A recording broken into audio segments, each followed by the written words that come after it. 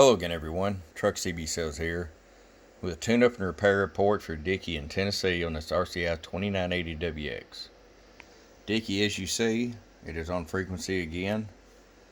Segments are no longer out in the channel selector display. Got that taken care of. Your signal meter, we got it calibrated, and the modulation meter wasn't working at all. We got that taken care of too. Hello. Let's go ahead and get right to it.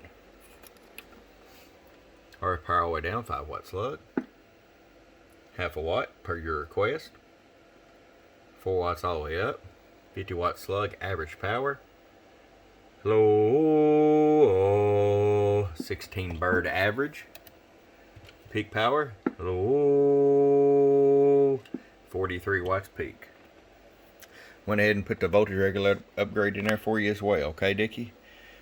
Appreciate you sending it to us. Thank you for your patience.